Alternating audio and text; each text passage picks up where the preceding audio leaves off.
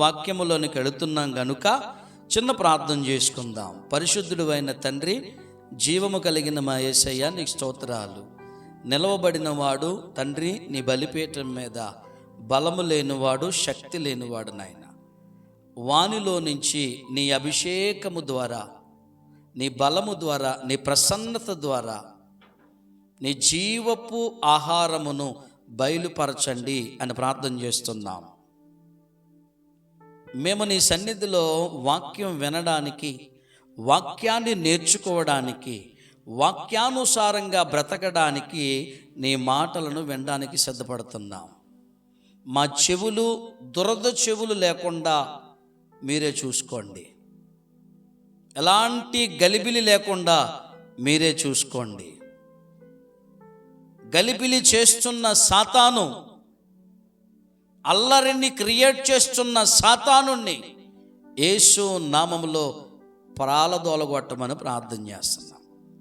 నీ వాక్యమును నైనా సంపూర్ణంగా, మనస్ఫూర్తిగా మా మనసులను నీ వాక్యం మీద, నీ మీద లగ్నం చేసే భాగ్యం దయచేయండి.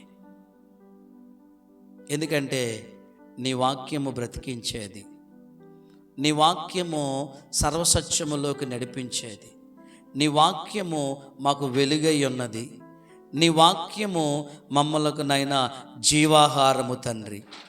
ఆ వాక్యమే నీవై ఉన్నావు నాయన. నువ్వు లేకపోతే మేము లేం. జీవాహారము లేకపోతే మేము లేం. ఈ దినమందు వాక్య పరిచర్యలో నీ దాసులను తండ్రి నీ చేతులకు అప్పగిస్తున్నాం. ఈ పరిచర్య అంతటినీ మీరే ముందుకు తీసుకెళ్ళండి అని ప్రార్థిస్తూ యేసయ్య నామములో ప్రార్థించి అడిగి వేడుకుంటున్నాము తండ్రి. Amen, amen, amen. హల్లెలూయా. రండి దేవుని వాక్యములోనికి వెళదాం.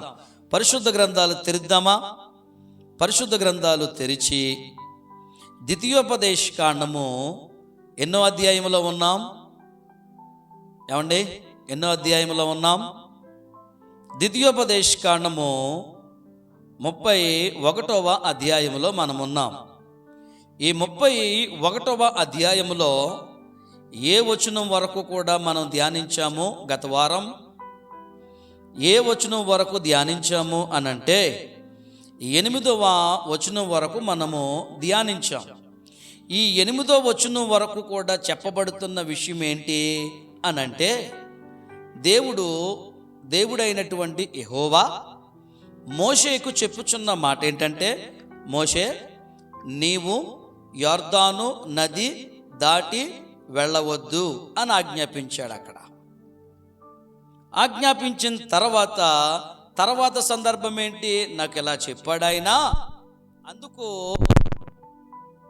అందుకు నేను వాగ్దత్వ భూమిలోనికి వచ్చే ఆస్కారం లేదు. నా సమయము అయిపోయింది. నేను ఇంకా మరణించిపోతున్నాను. నా పితరులు పాతి పెట్టబడినటువంటి స్థలములో నేను కూడా పాతి పెట్టబోతున్నానని కొన్ని విషయాలు అక్కడ ప్రస్తావించడం జరిగింది. అయితే ఇక్కడ మోషే ద్వారా సరికొత్త నాయకుడు పరిచయం అయ్యాడు. ఆయనే ఎవరండి? ఆయన ఎవరు కుమారుడు? నూను కుమారుడైనటువంటి యెహోషువ. Praise the Lord. ఆ యెహోషువను గురించి మోషే చెప్పుచున్న సంగతులేంటి? యెహోషువా, ఇప్పుడు నీ చేతిలోనికి పగ్గాలు వచ్చాయి. ఇప్పుడు నీ చేతిలోకి పని వచ్చింది. ఈ పనిని సక్రమముగా నిర్వర్తించాం.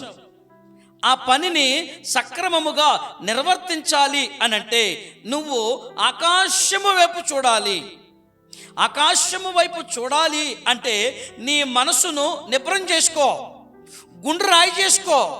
ఇప్పటి వరకు కూడా పరిచారకుడుగా ఉన్నావు, ఇప్పటి వరకు కూడా పని చేశావు, పరిచర్య చేశావు నువ్వు. ఇప్పుడు నీ బాధ్యత ఏంటో తెలుసా? ఇప్పుడు వారిని నడిపించే బాధ్యత నీది అన్నాడు మోషే. ఆమెన్, హల్లెలూయా. అక్కడ చెప్పేటటువంటి సంగతులు ఏంటంటే, ఇదిగో నీకు ముందుగా నడుస్తాడు ఆయన. నీకు ముందుగా నడుస్తాడు. ధైర్యం తెచ్చుకో, బలము తెచ్చుకో, శక్తిని తెచ్చుకో, నిబ్బరమైన మనసు కలిగి ఉండు. గుండు ధైర్యంతో పనిచేయాలి. ఈ ప్రజలను నడిపించడానికి, ఈ ప్రజలను ఇదిగో వాగ్దత్వ భూమిలోనికి తీసుకుని వెళ్ళే బాధ్యత నీకు అప్పగించాడు దేవుడు. గనుక వీరిని జాగ్రత్తగా వాగ్దత్వ భూమిలోనికి తీసుకెళ్ళాలి. వారికి అక్కడ స్థలములను పంచిపెట్టాలి. ఆమెన్, హల్లెలూయా. ఈ 9 వచనాలలో 8 వచనాల్లో రాయబడిన మాటలు. ఇప్పుడు 9వ వచనములో నుంచి 13వ వచనం వరకు కూడా ఈ వారం ఈ భాగాన్ని ధ్యానం చేద్దాం. ఈ 9వ వచనం మొదలుకొని ఈ 13వ వచనం వరకు కూడా చెప్పేటటువంటి సంగతులను మనము జాగ్రత్తగా ఆలకించాలి. చదువుతారా ఎవరైనా ఒకరు బిగ్గరగా? మోషే ఈ ధర్మశాస్త్రమును రాసి యెహోవా నిబంధన మందసమును మోయు యాజకులైన లేవీలకును ఇశ్రాయేలీల పెద్దలందరికీ దాన్ని అప్పగించి వారితో ఇట్లనెను, ప్రతి 7వ సంవత్సరాంతమున అనగా నియమింపబడిన గడువు సంవత్సరమున నీ దేవుడైన యెహోవా ఏర్పరుచుకొను స్థలమందు ఇశ్రాయేలీలందరూ ఆయన సన్నిధిని కనబడి పర్ణశాలల పండుగను ఆచరించినప్పుడు ఇశ్రాయేలీలు అందరి ఎదుట ఈ ధర్మశాస్త్రమును ప్రకటించి వారికి వినిపించాలి.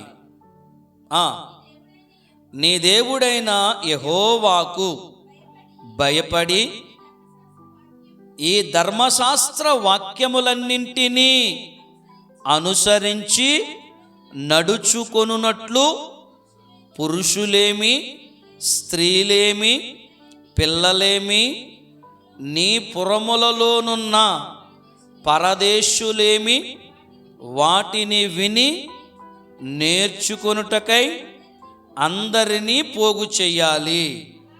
అలాగు నేర్చుకొనిన ఎడల దాన్నిరుగని వారు, వారి సంతతి వారు దానిని విని మీరు స్వాధీనపరుచుకొనుటకు యొర్దానును దాటబోవుచున్న దేశమును మీరు బ్రతుకు దినములన్నీయు మీ దేవుడైన యెహోవాకు భయపడుట నేర్చుకొందురు. ఆమెన్, హల్లెలూయా. ఇప్పుడు మనం 9వ వచనము నుండి 13వ వచనం వరకు ఒక భాగం ఇది. మీరు గమనించండి, పైన కింద గ్యాప్లు ఉంటాయి. ఈ భాగములో చెప్పే విషయాలేంటి? ప్రధానంగా చెప్పే విషయం ఏంటో తెలుసా? మీరు వాక్యమును వినాలి. మీరు వినాలి. ఏం వినాలి? దేవుని వాక్యాన్ని వినాలి. దేవుని వాక్యాన్ని విని దేవునికి భయపడి బ్రతకాలి. దేవునికి భయపడి బ్రతుకుతూ ఇతరులకు నేర్పించాలి. నీ సంతానానికి నేర్పించాలి. నీవు దేవునికి భయపడుతూ బ్రతుకుతూ ఉండాలి అన్నదే ప్రధానమైన మాటలు ఇక్కడ ఈ భాగములో. దేవునికి స్తోత్రం, హల్లెలూయా. ఇప్పుడు 9వ వచనములో మోషే ధర్మశాస్త్రాన్ని రాశాడనేది మనకు అర్థమవుతుంది. ఈ రాసినటువంటి ఈ ధర్మశాస్త్రం ఎవరికి నిబంధనగా, వడంబడికగా ఇస్తున్నాడు ఈ మోషే గారు? యాజకులైన లేవీలకు. అక్కడ చూడండి, వాక్యం మీకు అర్థమవుతుంది. యాజకులైన లేవీయులకు, ఇశ్రాయేలీల ప్రజల పెద్దలకు ఇస్తున్నటువంటి నిబంధన వాక్యములు. ఈ నిబంధన వాక్యములు ఇచ్చినప్పుడు, ఈ ధర్మశాస్త్రమును ఇచ్చినప్పుడు వారు దానిని గైకొనడానికే ఇచ్చాడు ఆయన. ఆమెన్. అందుకే రాయించాడు. రండి ఒక్కసారి కొంచెం మనము ముందుకు వెళదాం. 2వ రాజుల గ్రంథంలోకి వద్దాం. దానికంటే ముందుగా నిర్గమాకాండము ఏమని చెప్తుందో చూద్దాం. నిర్గమాకాండము 34వ అధ్యాయము. నిర్గమాకాండము 34వ అధ్యాయము 27వ వచనాన్ని చూద్దాం. 9వ వచనాన్ని చదివాం కదా. ఇప్పుడు 9వ వచనంలో ఉన్న మాటను బట్టి నిర్గమాకాండములో ఒక మాట ఉంది, అది చూసే ప్రయత్నం చేద్దాం. మరియు యెహోవా మోషేతో ఇట్లనెను, ఈ వాక్యములను రాసుకొనుము, ఏలయనగా ఈ వాక్యములను బట్టి నేను నీతోనూ ఇశ్రాయేలీయులతోనూ నిబంధన చేసి ఉన్నాను. ఆమెన్. హల్లెలూయా. ఈ వాక్యములు రాయమని చెప్పింది ఎవరో? ఏమండి? తండ్రి అయిన దేవాతి దేవుడు యెహోవా. ఇవి మోషేని రాయమని చెప్పాడు. మోషేను రాయమని చెప్పి రాసుకో ఈ మాటలన్నీ. ఇవి రాసుకుని ఆ వాక్యాలను ఏం చెయ్యాలి? నీతోనూ ఇశ్రాయేలీయులతోనూ నేను ఈ వాక్యాలను బట్టి, మీరు నేర్చుకున్నట్టును బట్టి, మీరు వినేదాన్ని బట్టి, మీరు నడిచేదాన్ని బట్టి, మీరు బ్రతికేదాన్ని బట్టి నిబంధన, వడంబడిక. ఆమెన్. హల్లెలూయా. నేను నిబంధన చేసుకుంటాను. ఎందుకంటే ఈ వాక్యాలను నేను రాయిస్తున్నాను, మీరు చదువుతున్నారు, మీరు వింటున్నారు, మీరు ఆలకిస్తున్నారు, మీరు నేర్చుకుంటున్నారు. దాన్ని గైకుంటున్నారా లేదా? వాక్యానుసారంగా జీవిస్తున్నారా లేదా? వాక్యములో ఎదుగుతున్నారా లేదా? వాక్యంతో బ్రతుకుతున్నారా లేదా? వాక్యమేమో ఒక పక్కకు అవుతుందా, నీ జీవితం, నీ బ్రతుకు, నీ పరిస్థితి ఇంకో పక్క అవుతుందా అనేది మనం చెక్ చేసుకోవాలి. ఆమెన్. హల్లెలూయా. అందుకే ఇశ్రాయేలీయులతోనూ, ఏమండి, యాజకులైనటువంటి లేవీయులతోనూ, ఇశ్రాయేలీయులలో ఉన్నటువంటి పెద్దలతోనూ నిబంధన చేసుకుంటాను. ఏ విధంగా నిబంధన చేసుకుంటాను? మోషే, ఈ వాక్యాలను నువ్వు రాసుకుని వారికి బయలుపరచు, వారికి నేర్పించు. వారు వినాలి, వారు విన్నదాన్ని అవలంబించాలి, పాటించాలి, దాంట్లో ఎదగాలి. ఆ పరిధి దాటి వెళ్ళకూడదు. ఆమెన్. హల్లెలూయా. అప్పుడు నేను వారికి ఏమై ఉంటానంటే దేవుడునై ఉంటాను. అప్పుడు నా నిబంధన వాక్యములను అనుసరించి నడిచిన వారందరికీ నేను దేవుడునై ఉందును. ఆమెన్. హల్లెలూయా. ఇంకా కొంచెం ముందుకు వెళ్దాం రండి. 33వ అధ్యాయంలోకి రామ్మా. దాని ముందుంది 33వ అధ్యాయము 2వ వచనము. మోషే యెహోవా సెలవిచ్చిన ప్రకారము వారి ప్రయాణములను బట్టి వారి సంచార క్రమములను రాసెను. వారి సంచార క్రమముల ప్రకారము వారి ప్రయాణములు ఇలా జరిగాయి. ఆమెన్. హల్లెలూయా. అంటే ఇదంతా ఎక్కడ జరిగింది, ఇదంతా ఎలా జరిగింది అని అంటే, మోషే సీనాయి పర్వతం మీదకి వెళ్ళి దేవునితో మాట్లాడాడు. చూశాడా? కొద్ది రోజులు అక్కడుండి అప్పుడు జరిగిన ప్రక్రియ. దేవునికి స్తోత్రం. హల్లెలూయా. అందుకనే యోహాను సువార్తలో కూడా ఒక మంచి మాట ఉంది, అది కూడా చూద్దాం రండి. ఎందుకంటే మనకు అర్థం కావడం కోసం. యోహాను సువార్త 5వ అధ్యాయము 46వ వచనము. 5వ అధ్యాయము 46వ వచనము. అతడు నన్ను గూర్చి రాసెను. ఆమెన్. హల్లెలూయా. అతడు నన్ను గూర్చి రాసెను గనుక మీరు మోషేను నమ్మినట్టియును నన్నును నమ్ముదురు. ఆమెన్. హల్లెలూయా. ఇప్పుడు మోషే రాశాడు అని అర్థమయ్యింది. దేవుడు రాయించాడు అని అర్థమయ్యింది. మోషే ధర్మశాస్త్రాన్ని ఎలాగైతే రాశాడో ప్రజలైనటువంటి ఇశ్రాయేలీలు, లేవీలు వాళ్ళందరూ కూడా ఆ వాక్యాలను చదివి, ఆ వాక్యాలను విని, ఆ వాక్యాలను నేర్చుకుని దేవునికి దగ్గరగా బ్రతకడానికి. ఆమేన్, హల్లెలూయా. అందుకనే తర్వాత వచనంలో ఏమని సెలవిస్తున్నాడు అని అంటే, తర్వాత 10వ వచనంలో వారితో ఇట్లనెను ప్రతి 7వ సంవత్సరమున అనగా నియమింపబడిన గడువు సంవత్సరమున, అంటే మోషే చెప్పినటువంటి మోషే వారికి ఏ సంగతిని బయలుపరుస్తున్నాడు? 7వ సంవత్సరము అనగా అది నియమింపబడిన సంవత్సరము. అది నియమింపబడినది అనంటే విముక్తి సంవత్సర కాలమున మీరు చెయ్యాల్సినటువంటిది ఏంటంటే, నీ దేవుడైన యెహోవా ఏర్పరుచుకొను స్థలమందు ఇశ్రాయేలీలు అందరూను. ఆమెన్, హల్లెలూయా. చూసారా, ఇక్కడ మీరు జాగ్రత్తగా అర్థం చేసుకోవాలి. ఇక్కడ ప్రతి మాట కూడా చాలా క్షుణ్ణంగా మనం అర్థం చేసుకుంటే అర్థమవుద్ది. మనము జాగ్రత్తగా వినాలి. ఇక్కడ ఈ మాటలు చాలా స్పష్టంగా చెప్తున్నాడు.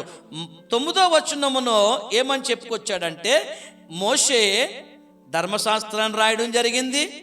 ఆ ధర్మశాస్త్రమును ఎవరికిస్తున్నాడు? యాజకులైన లేవీలకిచ్చాడు. లేవీలతో పాటు ఇశ్రాయేలీయులలో పెద్దలకు ఇచ్చినట్లుగా మనం చూస్తున్నాం. ఇప్పుడు వారు తీసుకున్నారు, పెద్దలు తీసుకున్నారు, యాజకులైన వారు తీసుకున్నారు. తీసుకుని చేయాల్సిన పని ఏంటి? ఇప్పుడు దాన్ని ఎక్కడ చదవాలి, దాన్ని ఎక్కడ వినాలి, దాన్ని ఎక్కడ నేర్చుకోవాలి అని అంటే, ప్రాముఖ్యంగా ఆయన మాట్లాడిన అంటే అక్కడ రాయబడినటువంటి వాక్యాన్ని మీరు అర్థం చేసుకుని, ఇదిగో 7వ సంవత్సరమున విముక్తి సంవత్సరమున మీరు చేయాల్సిన పని ఏంటంటే, దేవుడు ఏర్పాటు చేసుకొనిన 11వ వచనాన్ని చెప్తున్నాను మీకు. దేవుడు ఏర్పాటు చేసుకొనిన స్థలమందు మీరందరూ ఆయన సన్నిధిలో కనబడి పర్ణశాలల పండుగ ఆచరించినప్పుడు మీరు మీ ఎదుట ధర్మశాస్త్రములో ఉన్న వాక్యములను వారికి వినిపించాలి, చదవాలి. చదివినప్పుడు, వినిపించినప్పుడు, ప్రకటించినప్పుడు ప్రజలందరూ వినాలి.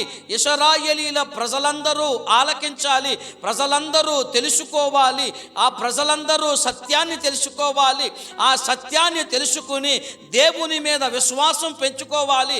దేవుని మీద విశ్వాసం పెంచుకున్నప్పుడు, నమ్మకం పెంచుకున్నప్పుడు, ఆయన మీద ఆధారపడినప్పుడు ఆయన వారికి దేవుడునై ఉందును అన్నాడు ఆయన. ఆమెన్, హల్లెలూయా. దేవుడునై ఉందును, మీరు నాకు ప్రజలై ఉందురు. ఇక్కడ చెప్పబడుతున్నటువంటి మాటలో మనము జాగ్రత్తగా అర్థం చేసుకునే ప్రయత్నం చేయాలి. ఇక్కడ 11వ వచనాన్ని ఏమని సెలవిస్తున్నాడు అనంటే, యెహోషువ గ్రంథంలోకి వద్దాం ఒకసారి రండి. కొన్ని ఎక్కువగానే రెఫరెన్సులు మీ ముందు పెడతాను, త్వరగా చదివే ప్రయత్నం చేద్దాం. యెహోషువ గ్రంథము ద్వితీయోపదేశ కాండం తర్వాతనే ఉంటుంది. యెహోషువ గ్రంథము 8వ అధ్యాయము 34, 35 జాగ్రత్తగా చదువుదాం రండి. ఆ ధర్మశాస్త్రములో రాయబడిన, యెహోషువ గ్రంథము 8వ అధ్యాయము 34, 35 ఆ ధర్మశాస్త్రములో రాయబడిన వాటన్నిటిని బట్టి, ఆ ధర్మశాస్త్ర వాక్యములన్నింటినీ అనగా దాన్ని దీవెన వచనమును దాని శాప వచనమును చదివి వినిపించెను. స్త్రీలను పిల్లలను వారి మధ్య నుండు పరదేశులను వినుచుండగా. అర్థం చేసుకోవాలి, ఇక్కడ ఎవరెవరు అని ప్రస్తావించాడు ఆయన. అక్కడ ఎవరెవరు అని ప్రస్తావించాడు? మీరు, మీ పిల్లలు, మీతో ఉన్న మీ పరదేశులు అన్నాడు. యెహోషువ గ్రంథములోకి వచ్చేసరికి అదే ప్రస్తావన లేవనెత్తుతున్నాడు. ఇదిగో ఏమేమి చదవాలి? దీవెన వచనము పలకాలి, అలాగా శాపవచనాన్ని కూడా చదువుచుండగా అది వారికి వినిపించు.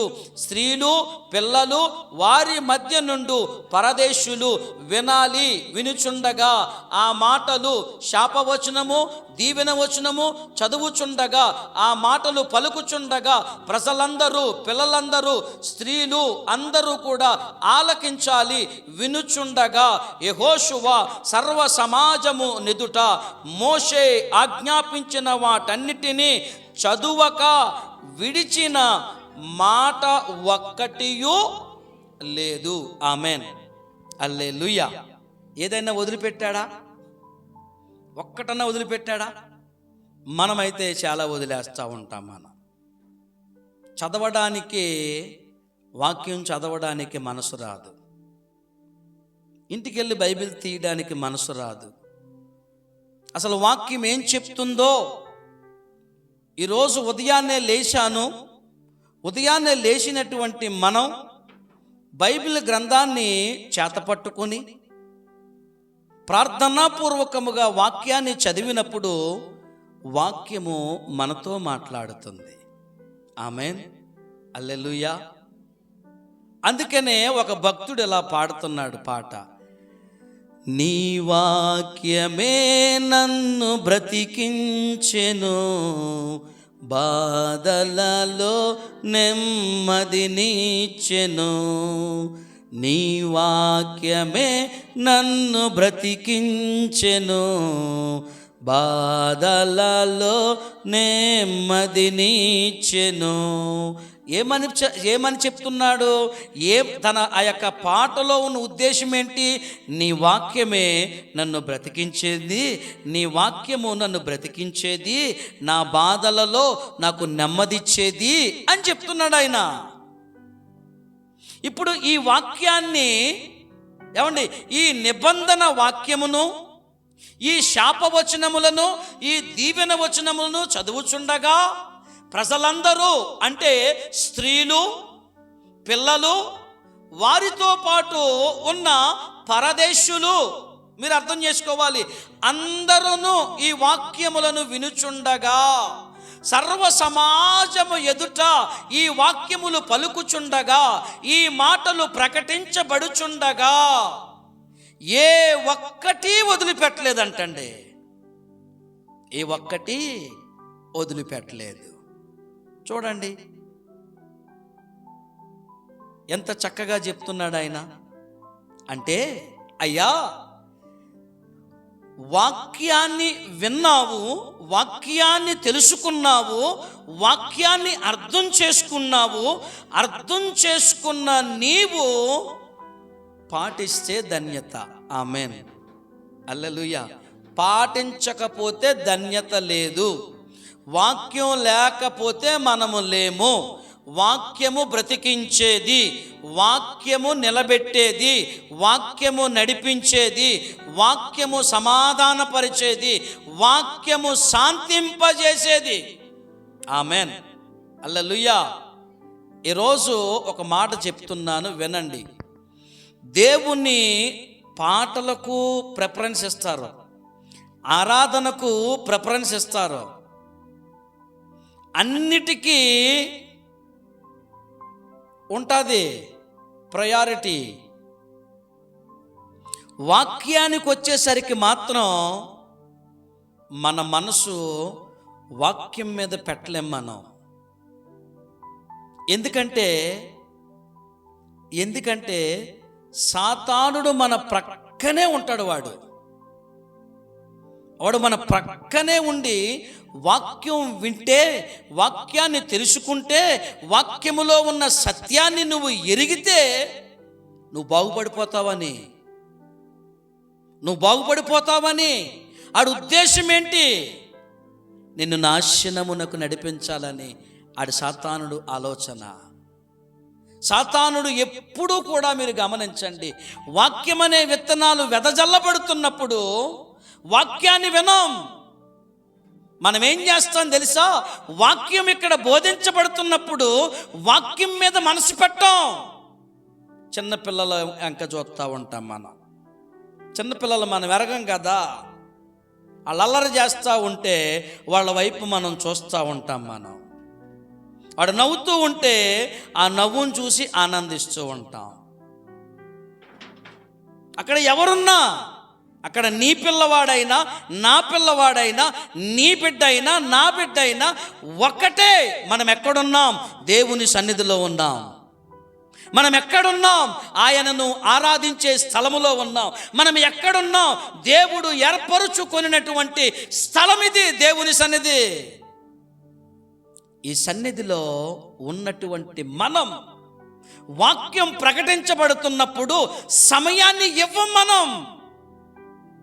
మనం సమయాన్ని ఇవ్వం. మనం క్రమము లేని వారిగా ఉంటాకి, మన జీవితాలలో అభివృద్ధి అనేది లేకుండా ఉండడానికి ప్రధానమైన కారణం ఇదే. నువ్వు వాక్యం వినకపోతే, నువ్వు వాక్యాన్ని నేర్చుకోకపోతే, నువ్వు వాక్యాన్ని అర్థం చేసుకోకపోతే నీ జీవితం ఎలా ధన్యమవుతుంది? ఎలా ధన్యమవుతుంది? ఆయన వాక్యాన్ని వింటేనే, ఆయన వాక్యాన్ని నేర్చుకుంటేనే మనం బాగుపడతాం. అందుకనే ఆయన అంటున్న మాట ఏంటో తెలుసా? మరలా చదువుతాను, మీరు జాగ్రత్తగా ఆలకించండి. ఆ ధర్మశాస్త్ర గ్రంథములో రాయబడిన వాటన్నిటిని బట్టి, ఆ ధర్మశాస్త్ర వాక్యములన్నింటినీ అనగా దాని దీవెన వచనమును దాని శాప వచనమును చదివి వినిపించెను. స్త్రీలను పిల్లలను వారి మధ్య నుండి పరదేశులను వినుచుండగా యెహోషువ సర్వ సమాజము నెదుట మోషే ఆజ్ఞాపించిన వాటన్నిటిలో చదువక విడిచిన మాట ఒక్కటియూ లేదు. Amen, amen. ఏ మాట వదలలేదండి ఆయన. ప్రతీదీ భద్రపరిచాడు. దేవుడు ఏమైతే రాయమన్నాడో అవన్నీ రాశాడు. రాసిన మాటలన్నీ మన ఎదుట ఉన్నాయి. దీవెన ఉన్నది, శాపము ఉన్నది. నిత్య జీవానికి పోయే మార్గం ఉన్నది, నిత్య నరకానికి పోయే మార్గం ఉన్నది. ఏ మార్గం కావాలి? ఏ దీవెన కావాలా? శాపం కావాలా? నిత్య జీవానికి పోతావా? నిత్య నరకానికి పోతావా? నీ ఎదుటనే పెట్టాడు ఆయన.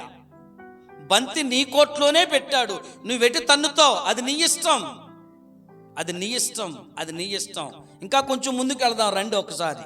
ఇంకా కొంచెం మిమ్మల్ని కొంచెం ముందుకు తీసుకెళ్తా. రెండవ రాజుల గ్రంథము 23వ అధ్యాయము 2వ వచనాన్ని చూడండి. 23వ అధ్యాయము 2వ వచనాన్ని చూడండి. యూదావారినందరినీ, యెరూషలేము కాపరస్తులందరినీ, యాజకులను, ప్రవక్తలను, అల్పులేమి గనులేమి జనులందరినీ పిలిపించుకొని, జాగ్రత్తగా వినండి, యాజకులు, ప్రవక్తలు, అల్పులు, గనులు జనులందరినీ పిలిపించుకుని యెహోవా మందిరమునకు వచ్చి వారు వినుచుండగా యెహోవా మందిరమందు దొరికిన నిబంధన గ్రంథములోని మాటలన్నిటినీ చదివించెను. ఆమెన్. చదివించాడు ఆయన. విన్నారా వాళ్ళు? ఏమండి, అక్కడ 4 తెగల గురించి చెప్తున్నాడు. అంటే 4 రకాలైన మనసులు, 4 రకాలైనటువంటి తత్వాలు, 4 రకాలైనటువంటి సిద్ధాంతాలు కలిగిన వాళ్ళు ఎలాంటి వారు చూడండి. యాజకులను, ప్రవక్తలను, అల్పులనేమి గనులేమి, ఇలా చాలా క్లియర్గా చెప్తున్నాడు ఈయన. అంటే ఎవ్వరు ఏ స్థాయి వారైనా దేవుని వాక్యము ఎదుట సమానమే. ఆమెన్, హల్లెలూయా. వాక్యం ఎప్పుడూ కూడా ఒకరిని తక్కువ చేసి ఒకరిని ఎక్కువ చేసేది కాదు. వాక్యం అందరినీ ఒకే దృష్టితో, అందరినీ ఒకే కోణముతో, అందరినీ వాక్యముతోనే చూస్తాడు దేవుడు. Praise the lord.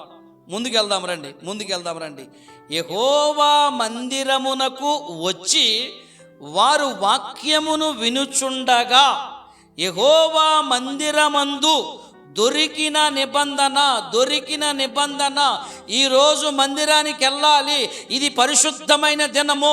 ఈ పరిశుద్ధమైన దినాన్న ఆ నిబంధన వాక్యము, ఏ నిబంధన వాక్యముతో నాతో మాట్లాడుతాడో, నా కొరకు ఏ వాక్యాన్ని సిద్ధపరిచాడో, నా కొరకు నన్ను బలపరచడానికి, నన్ను సరిచేయడానికి, నన్ను సర్వసత్యములోనికి నడిపించడానికి ఏమి మాట్లాడతాడో, ఏమి దొరుకుతాదనో ఆశ కలిగిన ప్రాణాలు ఈరోజు లేవు సంఘాల్లో, ఈరోజు లేవు. కొందరేమో మేము జ్ఞానులం అని చెప్పుకుంటున్నారు, మరికొందరేమో మేము స్కాలర్స్ అని చెప్పుకుంటున్నారు, కొందరేమో మేము పాపులం అని చెప్పుకుంటున్నారు. అయ్యా, నీ జ్ఞానం ఏపాటిది? నువ్వెంత పెద్ద స్కాలర్ అయినా ఉండొచ్చు,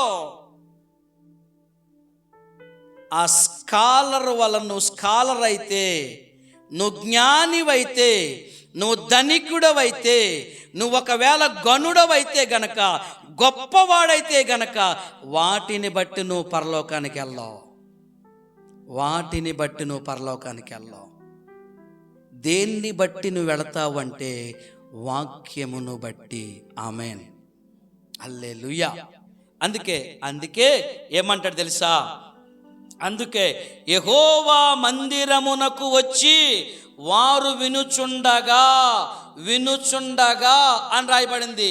మనం ఎప్పుడన్నా గట్టిగా 1 గంట సేపు వాక్యాన్ని విన్నామా? ఓపిక ఉండదు. 2 గంటలు సినిమా చూడమంటే చూస్తాం, 2 గంటలన్నర సినిమా చూడమంటే సినిమా చూడడానికి మనసు ఉంటుంది. 4-5 గంటలు 3-4 కూర్చుని సోది ఎట్టండి అమ్మ అంటే పనికిరాని సోది మాట్లాడతాం. ఓపుకుంటుంది. ఇంకో మాట కూడా చెప్తా వినండి. దేవుని సన్నిధికి రావడానికి ఓపికే ఉండదు. మనకు ఓపిక ఉండదు. పనులన్నీ చక్కబెట్టేస్తాం, పనులన్నీ చేసేసుకుంటాం. మందిరాన్ని అనేసరికి మనల్ని ఏం చేస్తుందంటే కుక్క కాటేసేస్తుంది మనల్ని. వాక్యము ఏం చెప్తుందో చూడండి. వారు వినుచుండగా యెహోవా మందిరమందు దొరికిన నిబంధన గ్రంథములోని మాటలన్నింటినీ చదివించెను. వాళ్ళు విన్నారు. ముందుకెళ్దాం రండి. ఇంకా నెహెమ్యా ఏమంటున్నాడు చూద్దాం రండి. నెహెమ్యా గ్రంథము 8వ అధ్యాయము, నెహెమ్యా గ్రంథము 8వ అధ్యాయము మొదటి నుంచి చూద్దాం రండి. అందరూ వాక్యాన్ని తీసి చూడండి. 7వ నెల రాగా ఇశ్రాయేలీలు తమ పట్టణములలో నివాసులై ఉండిరి. అప్పుడు జనులందరూ ఏక మనస్కులై నీటి గుమ్మము ఎదుటనున్న మైదానమునకు వచ్చి యెహోవా ఇశ్రాయేలీలకు ఆజ్ఞాపించిన మోషే ధర్మశాస్త్రమును తెమ్మని ఎజ్రా అను శాస్త్రితో చెప్పగా, యాజకుడైన ఎజ్రా 7వ మాసము మొదటి దినమున చదవబడిన దాన్ని గ్రహింప శక్తి గల స్త్రీ పురుషులను కలిగిన సమాజమంతటి ఎదుటను ఆ ధర్మశాస్త్రమును తీసుకుని వచ్చి నీటి గుమ్మము ఎదుటనున్న మైదానములో ఉదయము మొదలుకుని మధ్యాహ్నము వరకు నిలుచున్న ఆ స్త్రీ పురుషులను తెలివితోనూ వినయము గలవారందరికీ చదివి వినిపించుచూ వచ్చెను. ఆ జనులందరూ ధర్మశాస్త్ర గ్రంథమును శ్రద్ధతో వినిరి. అంతట శాస్త్రియగు హెజ్రా ఆ పని కొరకు కర్రతో చేయబడిన ఒక బలిపీఠము మీద నిలువబడెను. మరియు అతని దగ్గర కుడి పార్శ్వమందు మతిత్వ, షమ, అనాయు, ఊరియా, హిల్కియా, మయాషేయ అనువారు, అతని ఎడమ పార్శ్వమందు పెదాయా, మిషాయేలు, మల్కియా, ఓషుము, అష్పద్దానా, జకరియా, మెషల్లాము అనువారు నిలిచియుండిరి. ఆమెన్, హల్లెలూయా. ఇక్కడ కొన్ని మాటలు ఉన్నాయి, మీరు జాగ్రత్తగా అర్థం చేసుకోండి. ఏంటంట, వీళ్ళ ధర్మశాస్త్రములో గ్రంథములో ఉన్న వాక్యాన్ని చదవడానికి యాజకులు వచ్చారు, వినడానికి ప్రజలు వచ్చారు. ఎక్కడ?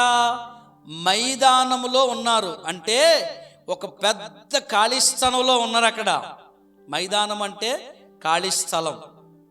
ఆ మైదానములో వాక్యాన్ని చదువుతున్నప్పుడు వీళ్ళందరూ ఎప్పటి నుంచి ఎప్పటి వరకు? ఉదయము నుండి మధ్యాహ్నము వరకు అని రాయబడింది అక్కడ. మీరు జాగ్రత్తగా అండర్లైన్ చేసుకోండి, ఆ మాట చాలా ఇంపార్టెంట్. అది ఉదయము నుండి మధ్యాహ్నము వరకు అక్కడ నిలుచున్న స్త్రీ పురుషులు తెలివితోనూ వినయ విధేయతలు కలిగి చదివినటువంటి మాటలను శ్రద్ధతో వినిరి. ఆమెన్. విన్నారండి ఇలా. మరి మన పరిస్థితి ఏంటి? ఉదయము నుండి మధ్యాహ్నం వరకు వారు ఆతురతతో, ఆశతో, అత్యాసక్తితో వారు వాక్యాన్ని వినడానికి సిద్ధపడ్డారు. ఏమంటే నిలిచున్నారు, అక్కడ కూర్చోలేదు. ఏమండి అక్కడ నిలుచున్నారు అని రాయబడింది. అక్కడ నిలబడే ఉన్నారు. ఉదయం నుంచి మధ్యాహ్నం వరకు 10 నిమిషాలు మనం నిలబడి ఆరాధన చేయలేం. మనం ఏమండి 10 నిమిషాలు నిలబడి ఆరాధన చేయలేం. 2-3 నిమిషాలు మోకరించి ముసుకేసుకుని ప్రార్థన చేయలేం. ఎందుకంటే మన శరీరం మనకు సహకరించదు. ఏది ఏమైనప్పటికీ కూడా ఒకటి గమనించాల్సింది ఏంటంటే, దేవుని వాక్యం విషయములో వినయ విధేయతలు కలిగి శ్రద్ధతో వాక్యాన్ని వినాలి అని బైబిల్ చెప్తుంది. ఆమెన్, హల్లెలూయా, హల్లెలూయా. అందుకే నెహెమ్యా గ్రంథాన్ని మీ ముందు పెట్టాను. ఇంకా కొంచెం ముందుకు వెళదామంటే గనక ఆదికాండములో ఒక మాట ఉంది. తర్వాత ఇక చూసుకుంటూ మనం ముందుకు వెళితే 12వ వచనములో ఏం రాయబడింది ఒకసారి అది కూడా చదవండి. వారు విని నేర్చుకొని మన దేవుడైనటువంటి యెహోవా పట్ల భయభక్తులు కలిగి ధర్మశాస్త్ర వాక్యం ప్రకారంగా ప్రవర్తించేలా మీరందరూ ఏం చేయాలంటే సమకూర్చాలి. ఎవరెవరిని సమకూర్చాలని చెప్పాడు అక్కడ? స్త్రీలు, పురుషులు, పిల్లలు, పరదేశులను సమకూర్చాలి. ఆమెన్, హల్లెలూయా, హల్లెలూయా. సేవకుడు ఇంటింటికి తిరిగినా కదిలి రాలేం. మనం ఇంటింటికి తిరిగి ప్రార్థన చేసి, రేపు ఆరాధన నాయనా, ప్రతి కుటుంబం నాయనా, ఈ కుటుంబాన్ని రేపు ఆరాధనలో బలపరిచి మేమందరం కూడా నిన్ను ఆత్మతో సత్యంతో ఆరాధించుకోవాలి ప్రభువా అని ప్రార్థన చేసినా ఆదివారం వచ్చేసరికి ఏదో పనిలోకి వెళ్ళిపోతూ ఉంటాం మనం. ఆదివారం వచ్చేసరికి ఎటో కొట్టు పారిపోతూ ఉంటాం మనం, ఎటో కొట్టు వెళ్ళిపోతూ ఉంటాం మనం. ఏమండి, అది మంచి పద్ధతి కాదు. అది నీకంత ఆరోగ్యం కాదు. అది ఏమండి, నీకంత క్షేమము కాదది, నీకంత మంచిది కాదది. ఎందుకంటే ఆదివారము ఆరాధన పరిశుద్ధమైన దినము, పరిశుద్ధంగా ఆచరించడానికి శనివారము రాత్రి నువ్వు సిద్ధపడి ఆదివారము ఆరాధనలో ఆత్మతో సత్యముతో ఆరాధించాలి. ఆమేన్. అందుకు వాక్యం ఏం చెప్తుందో తెలుసా? అందుకు వాక్యం ఏం చెప్తుందో అది కూడా తెలుసుకోవాలి మనం. నీ పూర్ణ హృదయముతో, నీ పూర్ణ ఆత్మతో నన్ను ఆరాధించు. నువ్వు నన్ను ఆరాధించావనుకో, నువ్వు నన్ను సంతోషపెట్టావనుకో, వచ్చే వారం అంతా నీ గొడవ ఏంటి నేను చూసుకుంటాను. ఒకవేళ నువ్వు నన్ను ఆరాధించలేదనుకో, నువ్వు నన్ను సంతోషపెట్టలేదనుకో, నా సన్నిధిలో నువ్వు కనబడలేదనుకో, నేను నా ముఖము త్రిప్పుకుంటాను అన్నాడు. ఆమేన్. ఇది వాస్తవం, వాక్యంలో ఉన్నమాట. అందుకనే ద్వితీయోపదేశ కాండములో అంటున్నాడు. ద్వితీయోపదేశ కాండము 4వ అధ్యాయము రండి, 12వ వచనముని మనం ధ్యానం చేస్తున్నాం. ద్వితీయోపదేశ కాండము 4వ అధ్యాయములో 10వ వచనాన్ని చదవండి ఒకసారి. 4:10. నీవు హోరేబులో నీ దేవుడైన యెహోవా సన్నిధిని నిలిచియుండగా యెహోవా నా యొద్దకు ప్రజలను కూర్చుము. వారు ఆ దేశము మీద బ్రతుకుదినములన్నీయు నాకు భయపడ నేర్చుకొని తమ పిల్లలకు నేర్పించున్నట్లు వారికి నా మాటలు వినిపించదనని ఆయన నాతో చెప్పిన దినము గూర్చి వారికి తెలుపుము. ఆమేన్. ఎందుకండి ఇప్పుడు ఎందుకు చెప్తున్నాడు ఆయన? ఇప్పుడు మీకు ఒక క్లారిటీ వచ్చిందా? ఇక్కడ 12వ వచనాన్ని మరలా చదువమ్మా నా కోసం ఒకసారి. 12వ వచనాన్ని మరలా చదువు. 31వ అధ్యాయం ఏంటమ్మది? మీ దేవుడైన యెహోవాకు భయపడి ఈ ధర్మశాస్త్ర వాక్యములన్నింటినీ అనుసరించి నడుచుకొనున్నట్లు పురుషులేమి, స్త్రీలేమి, పిల్లలేమి, మీ పురములలోనున్న పరదేశులేమి వాటిని విని నేర్చుకొనుటకై అందరినీ పోగు చేయాలి. ఆమెన్.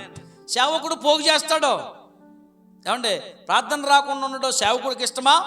మీరు ప్రార్థన మానేయడం దేవునికి సంతోషమా? కాదే. అందరూ కుటుంబాల సమేతంగా, ఏమండి, పిల్లా పాపలతో, దేవునికి స్తోత్రం కలుగునుగాక, కుటుంబాల సమేతంగా పిల్లా పాపలతో, భార్యా బిడ్డలతో, భర్తతో, పిల్లలతో కలిసి దేవుని సన్నిధికి వచ్చి ఆయన్ను ఆరాధించుకుని, ఆయన నామాన్ని కీర్తించుకుని, ఆయన నామాన్ని గొప్ప చేసుకుని, అయ్యా పోయిన వారమంతా కూడా అన్ని విషయములలో నన్ను కాపాడావు, అన్ని విషయములలో తోడు నీడగా ఉన్నావు, ధైర్యపరిచావు, బలపరిచావు, శక్తినిచ్చావు, నా అనారోగ్యము నాకు తోడయ్యుండి నన్ను బలపరిచావు, నీ సన్నిధిలో ఇలా రావడానికి నాకు సమయం ఇచ్చావు, నా ఆయుష్కాలాన్ని పొడిగించావు నాయనా, నీకు థ్యాంక్స్, నీకు థ్యాంక్స్. అదే కృతజ్ఞత.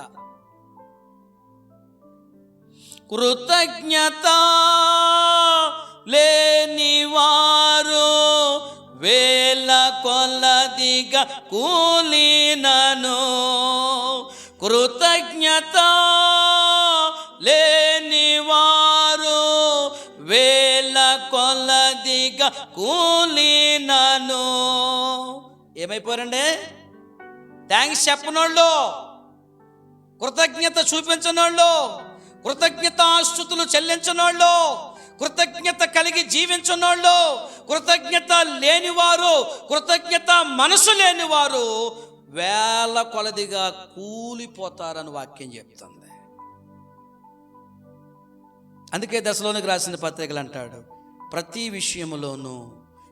విషయములోనూ దేవునికి కృతజ్ఞతాస్తుతులు చెల్లించండి. ఆమెన్. హల్లెలూయా, హల్లెలూయా. ఇదిగో ఇక్కడ ఏమని చదువాం మనం ఇప్పుడు? అయ్యా మీరు మీరు యెహోవాకు భయపడాలి. ఎందుకంటే వాక్యాన్ని అనుసరించి నడుచుకోవాలి, వాక్యానికి భయపడాలి.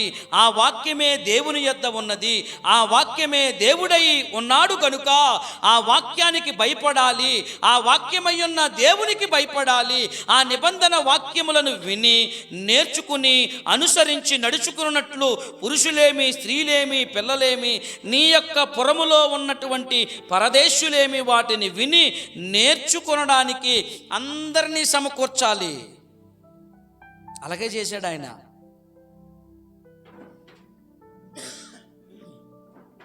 ఆనాడు మోషే చేశాడు, ఆ తర్వాత యెహోషువ చేశాడు, ఈనాడు సేవకులు చేస్తున్నారు.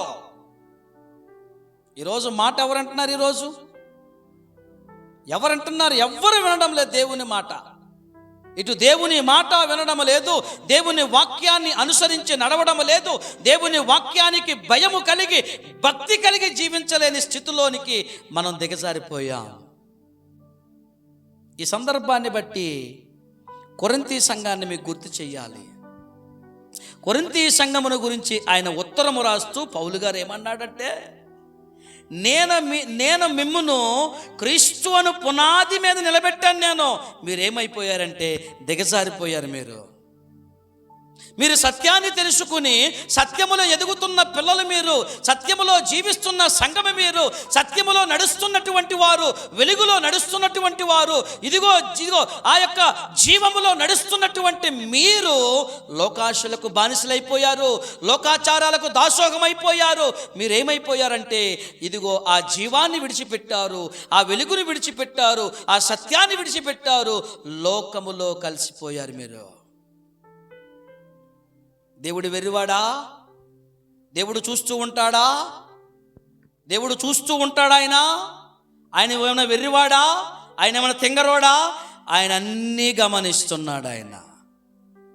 అందుకే ఓ సోదరి ఇలా పాడుతుంది, చూస్తున్నాడమ్మా చెల్లి, చూస్తున్నాడమ్మా, నీవు చేసే పనులన్నీ చూస్తున్నాడమ్మా, అడుగుతాడమ్మా లెక్క అడుగుతాడమ్మా, తీర్పు రోజు నిన్ను లెక్క అడుగుతాడమ్మా, తీర్పు రోజు నిన్ను లెక్క అడుగుతాడమ్మా.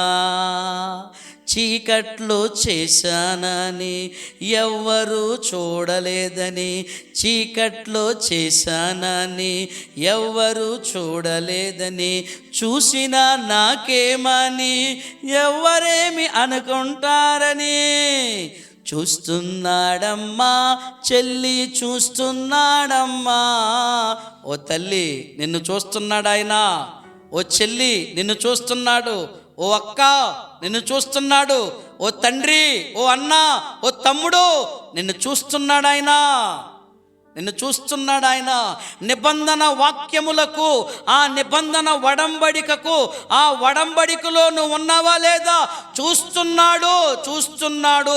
దేవుడు వెర్రివాడు కాదు, వెర్రోడేం కాదు ఆయన. సమయం వచ్చినప్పుడు చెప్తాడు ఆయన, సమయం వచ్చినప్పుడు మాట్లాడతాడు, సమయం వచ్చినప్పుడే మాట్లాడతాడు. ఇప్పుడు నీ టైం నడుస్తుందని నువ్వు అనుకుంటున్నావు, నాకేం పర్లేదని నువ్వు అనుకుంటున్నావు. ఈ ఇశ్రాయేలీయుల ప్రజలను నెత్తు నోరు కొట్టుకున్నాడు ఆయన, మొత్తుకున్నాడు. వాళ్ళు విన్నారా? ముందు చూస్తాం మనం. ఈ వడంబడిక వాక్యములను, ఈ నిబంధన వాక్యములో మీరు ఉండాలి, మీరు ఆ నిబంధన వాక్యములో మీరు ఉండాలి, మీరు నేర్చుకోవాలి, మీరు వినాలి, దేవునికి భయపడాలి. భయపడాలని చెప్తున్నాడు అక్కడ. మళ్ళా చదువుదామా మాట, చాలా అద్భుతమైన మాట అది. యెహోవాకు భయపడి ధర్మశాస్త్ర వాక్యములన్నింటినీ అనుసరించి నడుచుకొనున్నట్లు పురుషులేమి, స్త్రీలేమి, పిల్లలేమి, నీ పురములో ఉన్న పరదేశులేమి వాటిని విని నేర్చుకొనుటకు అందరినీ పోగు చేయండి, అందరినీ పోగు చేయండి. అమ్మా, నువ్వు పాడైపోవుట దేవునికి ఇష్టం లేదు. నువ్వు నశించిపోవుట నా యేసయ్యకి ఇష్టం లేదు. అందుకే నశించిపోతున్న నిన్ను, నశించిపోతున్న నన్ను, పాడైపోతున్న నిన్ను, పాడైపోతున్న నన్ను వెదకి రక్షించడానికి నా యేసయ్య ఈ లోకానికి వచ్చాడు. ఆమేన్, హల్లెలూయా. నిన్నెవ్వరు రక్షించలేదు. నీ తల్లి నిన్ను రక్షించలేదు, నీ తండ్రి నిన్ను రక్షించలేదు, నీ అన్న, నీ చెల్లి, నీ అక్క, నీ తమ్ముడు ఎవరు నిన్ను రక్షించలేదు. నా యేసయ్యే నిన్ను రక్షించాడు. భారభరితమైన సిలువను మోసాడు ఆయన. పాడైపోవుట ఆయనకి ఇష్టం లేదు. ఆయనకి తన రక్తాన్ని చిందించి, నా రక్తములో మీరు కడుక్కోండి, మీ పాపాలను కడుక్కోండి, మీరు పరిశుద్ధమవ్వండి. ఎందుకంటే నీకు అపవిత్రత అంటింది, నీకు మరణం అంటింది, నీ జీవితం నరకానికి వెళ్ళిపోద్ది. నువ్వు అలా వెళ్ళిపోవుట, నువ్వు అలా పాడైపోవుట ఆయనకి ఇష్టం లేదు. ఆయన అందుకే తన రక్తాన్ని చిందించాడు. అందుకే తన రక్తాన్ని చిందించాడు. ఇక్కడ ఏమని సెలవిస్తున్నాడమ్మా? 4వ అధ్యాయంలోకి వచ్చాం కదా మనం. 4వ అధ్యాయం 10వ వచనములో ఏమంటున్నాడు? ఏమనంటే సెలవిస్తున్నాడు, జాగ్రత్తగా వినండి. యెహోవా యొద్దకు ప్రజలను కూర్చుము, వారు ఆ దేశమందు బ్రతుకు దినములన్నీయు నాకు భయపడడం నేర్చుకోవాలి. ఎవరికి? దేవునికి. దేవునికి భయపడాలి, దేవుని వాక్యానికి భయపడాలి, దేవుని సన్నిధికి భయపడాలి.